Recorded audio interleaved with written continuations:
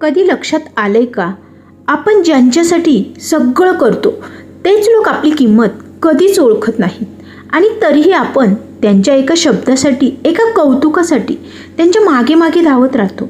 पण स्वामी सांगतात, ज्यांना तुमची किंमत नाही त्यांच्या मागे धावणं थांबवा.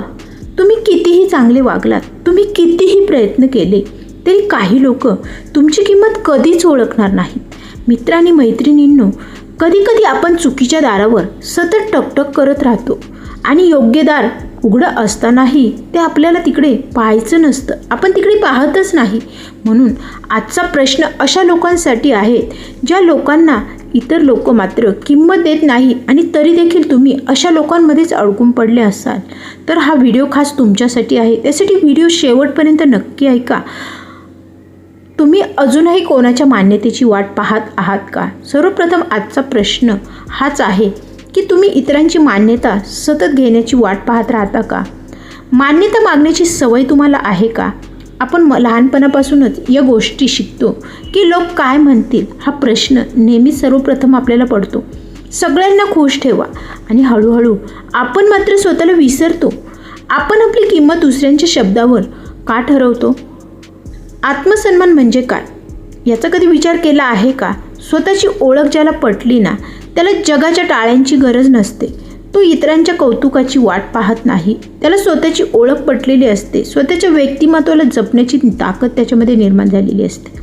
आत्मसन्मान म्हणजे कोणीतरी नाकारणं तरी देखील स्वतःला आनंदाने स्वीकारणं. चुकीच्या लोकांमागे धावण्याची किंमत, ज्यांनी तुमची किंमत ओळखलीच नाही त्यांच्या मागे धावताना तुम्ही स्वतःचा वेळ गमावता, स्वतःची ऊर्जा गमावता, स्वतःलाच कुठेतरी संपवता आणि आपला स्वतःचा आत्मविश्वास देखील कमी करून घेता. त्यामुळे तुम्ही जेवढी जास्त इतरांना देता त्यापेक्षा खूप काही कमीच तुम्हाला मिळतं. त्यामुळे शांतपणे दूर जाण्याची ताकद ही देखील प्रत्येकाला निर्माण करता आली पाहिजे. कधीकधी भांडण करण्यापेक्षा शांतपणे दूर जाणं हे खूप प्रभावी ठरतं.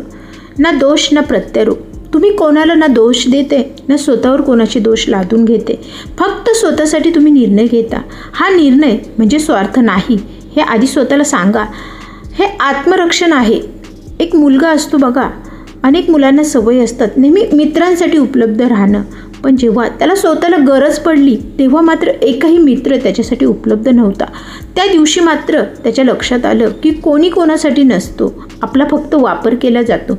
त्या दिवशी त्याने ठरवलं आता स्वतःला वेळ द्यायचा, स्वतःसाठी जगायचं. आज तो शांत आहे पण तो खऱ्या लोकांसोबत आहे कारण तो स्वतःसाठी जगायला लागला. स्वतःची किंमत वाढवण्याचे 3 प्रभावी मार्ग असतात. ते मार्ग जाणून घेऊया. सर्वात प्रथम पहिला म्हणजे स्वतःसाठी वेळ काढायला शिका. तो खूप अनमोल असतो. स्वतःसाठी जो वेळ काढतो तो स्वतःचं आयुष्य आनंदाने जगतो. दुसरा मुद्दा म्हणजे नाही म्हणायला शिका. नाही म्हणणं म्हणजे उद्धटपणा नाही. नाही म्हणणं म्हणजे स्वतःच्या आत्मरक्षणाची परीक्षा घेणं. तिसरं म्हणजे तुमच्यावर प्रेम करणाऱ्या लोकांमध्ये वेळ घालवा. नको तिथे व्यर्थ वेळ घालू नका. ज्यांनी तुमची किंमत ओळखलीच नाही त्यांना समजवण्याचा प्रयत्न करू नका. तिथे तुमची ऊर्जा जाईल. स्वतःची किंमत वाढवा. जग आपोआप बदलेल. जेव्हा स्वतःला आपण वेगळे दर्शवतो तेव्हा जग आपोआप आपल्याकडे आकर्षित होतं. जेव्हा तुम्ही स्वतःला निवडता एक दिवस असा येतो जेव्हा तुम्ही ठरवता आता मी रडणार नाही, मी स्वतःला निवडणार, मी स्वतःला घडवणार. त्या दिवशी काही लोक नाराज होतील, काही लोक तर दूर निघून जातील, काही लोक तुमच्यावर आरोप करतील, तुम्हाला वाईट ठरवण्याचा प्रयत्न करतील. पण एक गोष्ट नेहमी लक्षात ठेवा, जेव्हा कोणाला दुखवण्यासाठी नाही तर स्वतःला वाचवण्यासाठी, स्वतःला घडवण्यासाठी तुम्ही जेव्हा एखादा ठाम निर्णय घेतलेला असतो ना, स्वतःला घडवणं, स्वतःला निवडणं म्हणजे कोणाला सोडणं नाही हे आधी स्वीकारा. तर स्वतःला हरू न देणं, स्वतःला घडवणं म्हणजे स्वतःचं व्यक्तिमत्व हे प्रभावी ठरवणं. ज्याला स्वतःची जाणीवच नाही त्याला जगाच्या मान्यतेची गरज ही उरतच नाही. तुम्ही तुमचं काम प्रामाणिकपणे करत राहा. देवही तुमच्या पाठीशी नेहमी उभा राहील. लोकांना तुमची किंमत समजली नाही तरी हरकत नाही कारण देव तुमची मेहनत पाहत असतो. त्यामुळे त्यावरती विश्वास ठेवा. तुमचं मन तो पाहत असतो तुम्ही किती प्रामाणिकपणे प्रयत्न करत आहात म्हणून. सगळ्यांना खुश ठेवणारा माणूस शेवटी स्वतःलाच हरवतो हे आपण प्रत्येकजण जाणतो. तुम्ही थकलात तरी हो म्हणत जर राहिलात तर मात्र तुम्ही स्वतःवरच अन्याय करत आहात.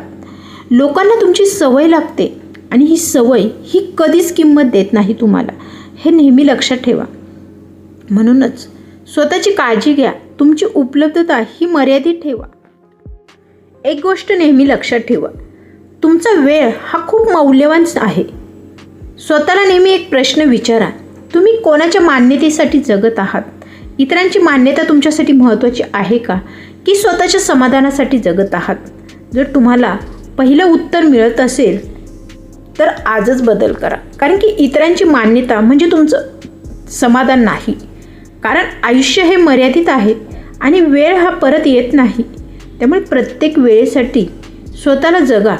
ज्यांनी तुमची किंमत ओळखलीच नाही त्यांच्याबद्दल राग बाळगू नका. कदाचित ते तुमच्या लेवलला तयारच नव्हते, हे लक्षात ठेवा. पण तुम्ही मात्र थांबू नका. तुमची किंमत कमी होत नाही त्याने. फक्त कोणीतरी ती ओळखली नाही म्हणून तुम्ही हरले आहात किंवा मागे राहाल, हे चुकीचं आहे. हिरा मातीमध्ये पडला तरी त्याची किंमत ही कधीही कमी होत नाही. स्वतःची किंमत सिद्ध करण्यासाठी कोणाच्या तरी दारात जाऊन झुकणं किंवा उभं राहू नका. स्वतःला इतकं घडवा ना की लोकांनी तुमच्याकडे यावं. इतकं प्रभावी व्यक्तिमत्व स्वतःचं घडवा. सर्वात प्रथम म्हणजे सीमा आखणं. सीमा आखणं म्हणजे नातं तोडणं नाही.